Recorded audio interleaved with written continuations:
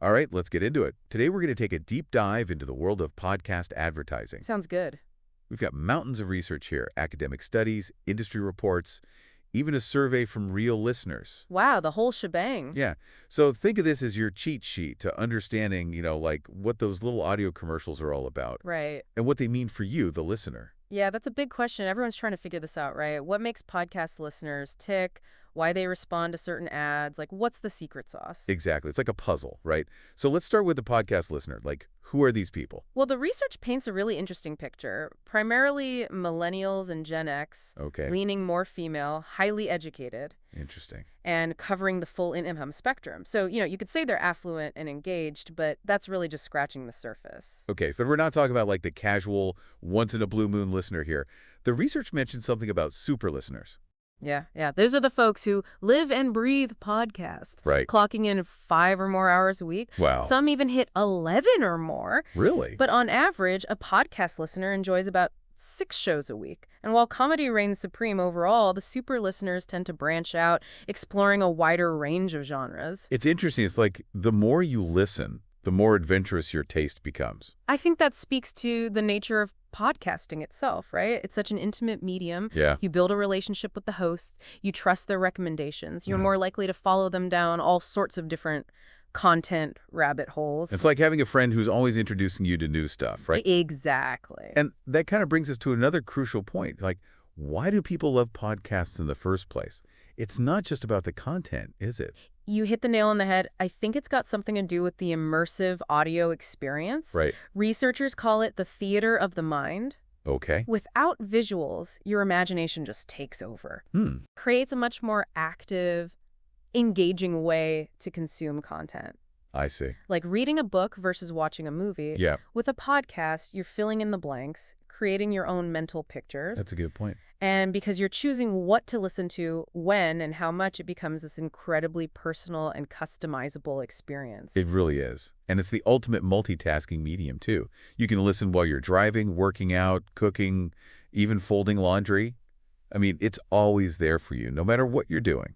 And let's not forget the sense of community it fosters. Right. Listeners often feel like they're part of a conversation with the hosts, the guests. Yeah. It's like a virtual book club or a coffee date, Mm-hmm. but based on shared interests, not necessarily geography. Oh, I can totally relate to that. There are certain podcast hosts that I feel like I know personally, even though we've never met. Like they're part of my inner circle. That's the beauty of podcasting. It creates these intimate connections that transcend physical boundaries. And this sense of community plays a really big role in how listeners perceive and respond to advertising. Okay, so let's talk about the elephant in the room. The ads themselves. I mean, do they ruin the podcast experience? Because let's be honest, nobody loves being interrupted by the commercial break. That's the common assumption. Right. But the research actually paints a much more nuanced picture. Okay. In fact, most listeners, almost 80%, are totally fine with ads, Really? especially when they're done right. Okay, that actually surprises me. Yeah, Yeah, I guess it all boils down to how those ads are presented. exactly. So is there like a right way and a wrong way? Well, here's where things get really interesting. Host-read ads, Okay, they emerge as the clear winner. interesting. When the host personally endorses a product, Mm-hmm. it feels authentic, less intrusive, almost like a recommendation from a trusted friend. It's like they're letting you in on a secret. Precisely, and that personal touch makes all the difference. Listeners are more likely to pay attention, trust the message, and even take action.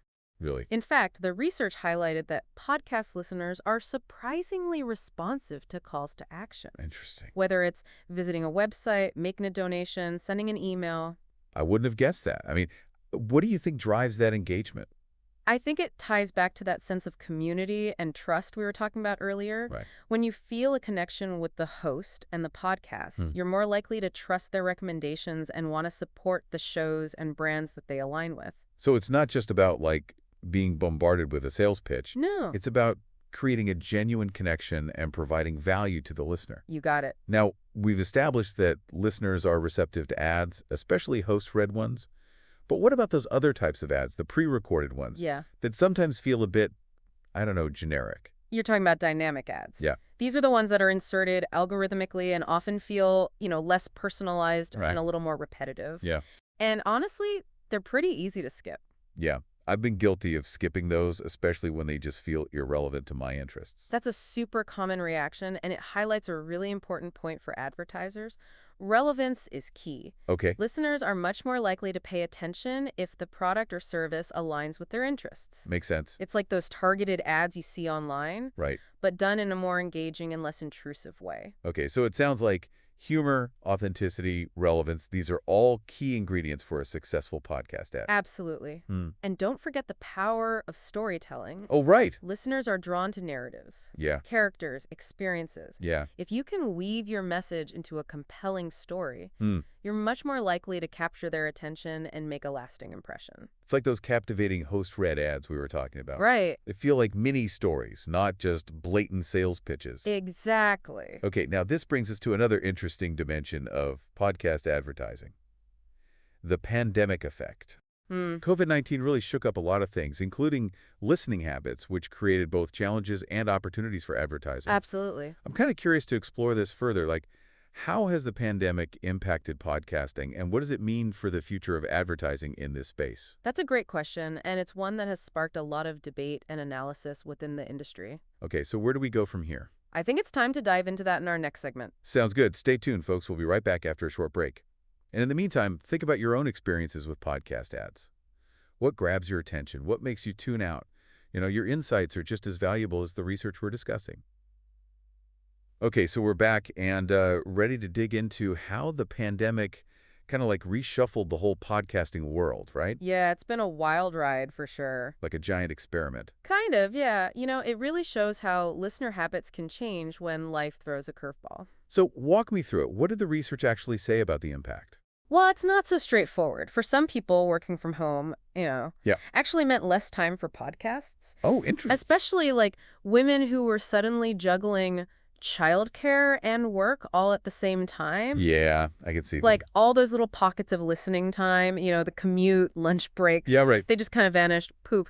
But on the other hand, some folks actually found they had more time for podcasts. Really? Using them, Yeah. like for escape connection during all that isolation. It's almost like podcasts became this lifeline, Yeah. this sense of normalcy and routine in a really weird time. That's a huge takeaway for advertisers, I think. Okay, It's not enough to just know, like, your basic demographics. Right. You have to understand the listener's context. Hmm. How their life has shifted, how that impacts, like, everything they do, even their media consumption. okay, so being sensitive to the listener's mindset, Yeah. meeting them where they are. Exactly. Now, beyond the whole pandemic thing, what other trends are shaping podcast advertising? What else should advertisers be paying attention to? Well, one word, programmatic. Okay. It's been a total game changer in online advertising, and now it's, making waves in podcasting. Now, I gotta admit, I'm not like a marketing whiz. So break it down for me. What does programmatic advertising even mean? Basically, it's using technology to automate the whole ad buying process. Right. Think of like the targeted ads you see online, right? Right. Programmatic does the same thing for podcasts. So instead of like manually going back and forth with each podcaster, Yeah. advertisers can use software Mhm. to target specific shows and audiences. Yeah, exactly. Like, let's say you want to reach, I don't know, fitness enthusiasts, right? Mm-hmm. Programmatic platforms can zero in on podcasts that are like in that niche Okay. and just slot your ad right in, Wow. reaching a super targeted group. That sounds really efficient. But I wonder, does it lose that personal touch? Yeah. The thing that makes host-read ads so effective. That is the million-dollar question, and it's Right. causing a lot of debate in the industry. What are the concerns? Some people worry that it leads to, like, a less engaging experience for the listener.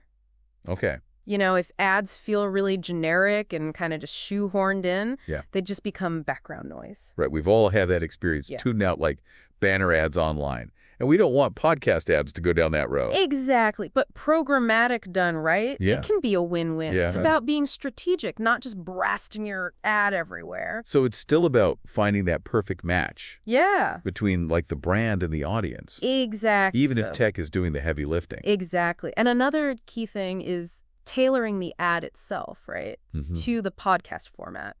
You can't just take those loud, jingle-heavy radio ads Right. and expect them to work here. Because podcast listeners are usually multitasking. Usually, yeah. Yeah. They need something more conversational, less, I don't know, in your face. You got it. That storytelling aspect we talked about Yeah.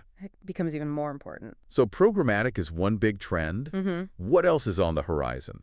What else is coming down the pipeline? Well, brand partnerships are gaining a lot of traction. This goes way beyond like simple ad buys. Okay. It's about brands and podcasters like actively collaborating on content. So it's more of a two-way street. Yeah. Working together, creating something that benefits both sides. Exactly. We're seeing brands like sponsor specific segments, Oh, yeah. aligning themselves with topics that like really resonate with their target audience. I've heard those, like a personal finance podcast with a segment sponsored by, I don't know, an investment app or something. Yeah, exactly. It doesn't feel like a commercial break. Yeah. It feels like a natural part of the show. Subtle but effective. So what other forms do these partnerships take?